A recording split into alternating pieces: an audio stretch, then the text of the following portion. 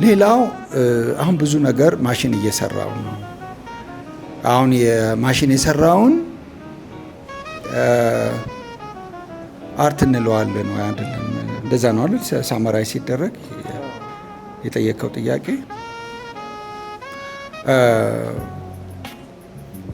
እኔ ማናቸውም የቴክኖሎጂ ውጤቶች እኔ እንደ ቱልስ ነው የምቀበላቸው።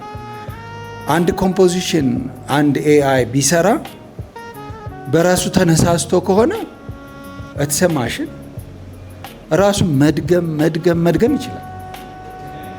አንድ ነገር አርት ማረገው መባዛቱ ነው። በነገራችን ላይ አሁን እቺ ወንበር ይቺ ብቻ ብትሆን እዚህ ዓለም ላይ አርት ነው የምትሆነው ከወንበር ይልቅ።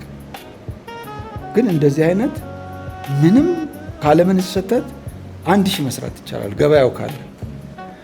እንግዲህ የዛን ሁሉ የ1000ን ቫልዩ ሲካፈለው አርት መሆን ይቀራል። ተረዳኝ? ማባዛት በራሱ የአርትነቱን ነገር እንትን ያደርገዋል።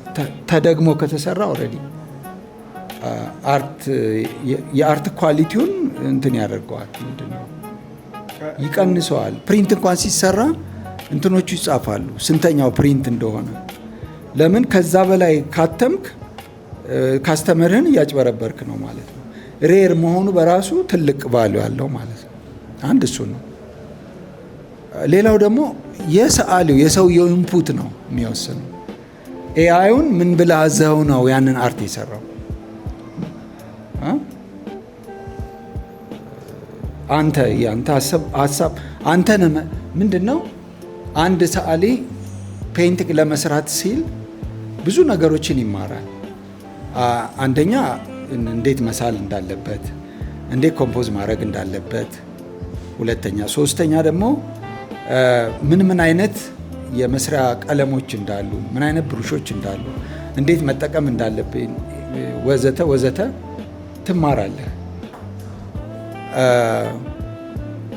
እሱን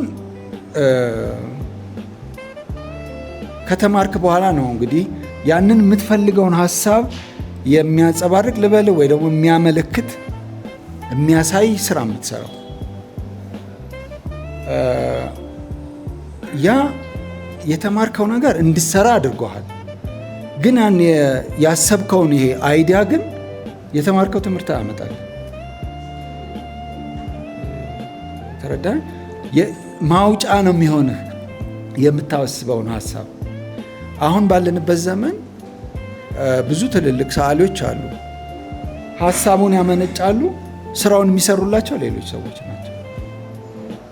ያ አርት ግን የነሱ፣ ያ የተቀጠረው ሰው ግን አገልጋይ ነው የዛ የሰዓሊው ማለት ነው።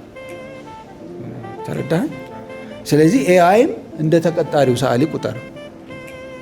ያንተ ኢንፑት ካለበት ዋይ ኖት?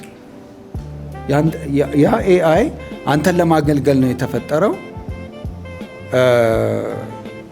ማለት የተሰራው። ታዘዋለህ፣ ባዘዝከው መሰረት ይሰራልሃል። ያንተ ኢንፑት አለበት እና you are a creative person። እንትንን ነው የቀየርከው፣ የመስሪያ መሳሪያህን ነው የቀየርከው።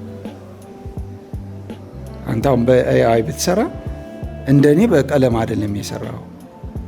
ተረዳኝ? በአልቅም ያ ነገር ወደ ማቴሪያል ሊቀየር ከተባለ ያ ቨርቹዋል የሆነው ነገር ደግሞ ማቴሪያል ሰሌክት ማድረግ አለብን። ያን ሰሌክሽን ማን ነው የሚወስነው? ተረዳኝ? አንተ ነህ አይደል? ስለዚህ ዋይ ኖት? ያንተ ኢንፑት ባለበት ቁጥር አርቲስት ትባላለህ።